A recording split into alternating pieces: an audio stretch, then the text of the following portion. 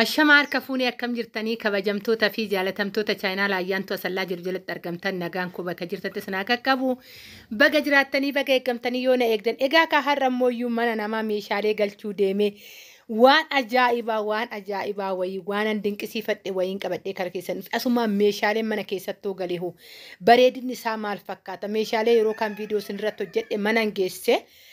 Mana ofii kiyyaa fannaqee ofii kiyyaa mana keessatti galchee bareechee hundaayyuu tokko simannaan maatii hoo maal fakkaata. Please viidiyoo kana barumsallee isinii ta'a. Warroonni tanaan dura galfattanis warri ganaa galfattanillee barumsa guddaarraa argattan muuxannoo guddaarraa argattan. Viidiyoo kana laayik sheer gochuun dagatina. Warroonni chaayinaala keenya faaraa tatanuu raattan sabiskiraayibii godhuun maatii keenya ta'achuun gamanumaan affeerraa kooti. Egaa ka obboleettiin keenya biyya Arabaatidha kan jirtu mana keessa kan jiru abbaa manaatidha.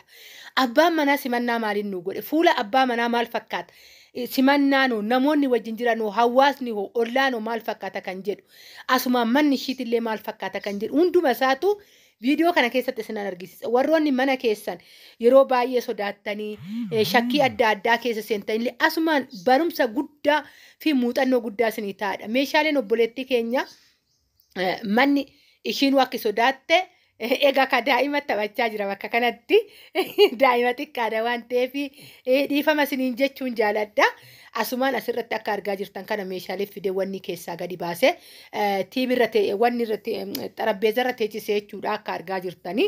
Distiiwwan kun asumaan waa'ee sakaanaa kanaatiin dubbadha yookaan araaraa kanaa jechuudha. Araaraa kana yeroo baay'ee akka waan biyya keessatti hin arganneetti illee ilaaluu hin dandeenya. Kan biyya alaa biyya keessatti illee argachuu hin dandeenya isiniin jechuufan. Warra daraddaruu waan anniiseef kanaaf fidhan isiniin jechuu jaaladha. Maaliif warra daraddaruu diddeechuu dandeessan akka laaltanii fidha jechuudha. Orijinaalummaa isaatiillee akka laaltanii wanta jiru hunda akka laaltanii fidha. Kunniin ollaadha. Baay'eedha jechuudha dubartoonni hundi nutti yaa'ee faana hirmaatee ani indoom waraajii sodaadheen ture jechuudha. Naannoo adda addaa akka bineensatti waraajii si eeggatu. Nan ajaa'ibsiifadhe kan wanni qaansiraa deemu ganaman geesse kan kara qaansiraa ofii deemu misaa ofii lafa godhatee yoo meeshaan faana guuru dhugaa baqa baay'een dinqisiifadhe jechuudha.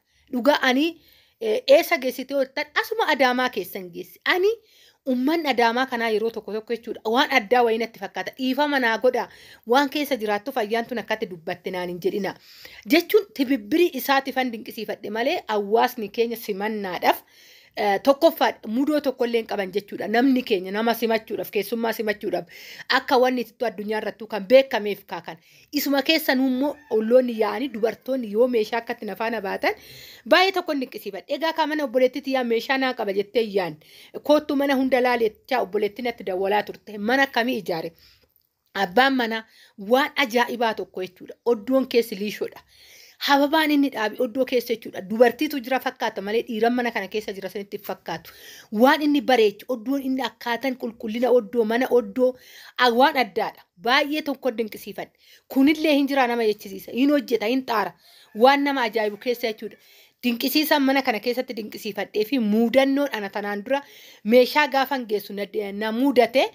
Amma yeroo tokko nuti jaalala irraa kan kaane mana keenya abbaa manaa keenya sabiraayizii godhuu deemna. Abbaan manaa hin beeku ala bulchan warroonni ollaa mana barbaannaa mana naa qulqulleessaa jettee jirti jedhanii abbaan manaa obboleessa bira deemee bulee jechuudha. Ganama koottu jedhanii sa'a lamatti koottu jedhanii abbaa manaa hoggaan inni dhaqu meeshaan manatti gale manni kireeffame jedhaniin haga waanii wallaalee harka kiisii keessa godhatee dhaabbate jechuudha. Haga kana dirasii nama akkanaattitu jira jechuudha. Namni tokko immoo kan tanaan dura galchee meeshaa tanaan dura galche akkam naan duuba meeshaa bitta'ee haadha manaa ofiitiin kan walitti bu'ee jira jechuudha. Yeroo tokko namoota akkanaatti jira. Yoo namoota akkasiitti gadditu immoo namoota tolaa akkanaa haadha manaasaa haala gaariin hubatee ana keessumminnatiin na keessummeeffame dhugaa waan na ajaa'ibu keessa jechuudha. Na fuundura wantoonni dhugamu wantoonni nyaatamu na dura daraddarame viidiyoo isaa waraabne ollaa akkanatti immoo ollaa wajjiniin viidiyoo waraabne abbaan manaa kunuu kanaadha nama siimboo qabeessadha. Innis nama harsiitidha jechuudha. Dhaloota nama harsiitii Adaamaa keessa jiraata malee waan si ajaa'ibu baay'ee gammadee maatii wajjin haasa'aa jira jechuudha. Kunni warroota ollaatidha. Kana qofaa miti warroonni ollaa warroonni meeshaan ufaana guure. Wanni kaameraan duuba taa'an malee jechuudha. Baay'ee na ajaa'ibsiifadhe abbaa manaa akkanaa kunillee ni jira.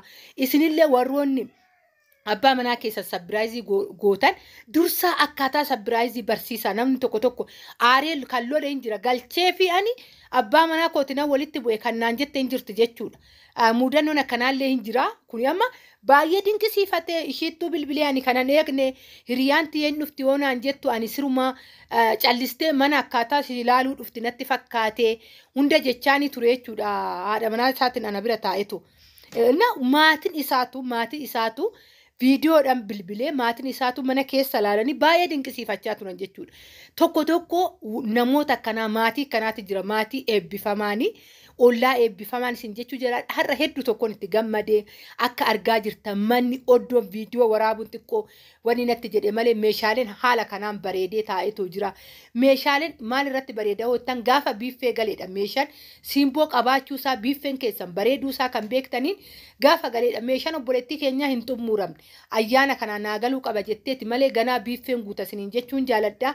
Egaa ka'ammachitti meeshaalee haala kanaan gizee galchinullee viidiyoo waraabaa kan isinitti argisiisnu isiniin jechuun jaaladdaa.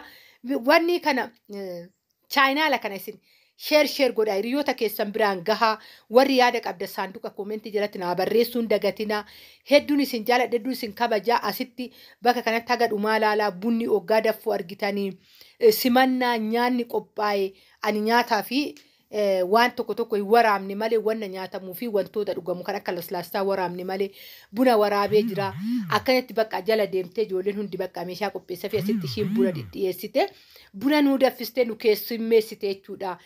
Dhugaan isinillee miira isinitti dhagaame kanarratti meeshaadha kanan geessuu dhaqee simannaan akkanaa yoggaa namaa godhamu kanarratti baajaajii isaaniitiin fidanii mana kootiin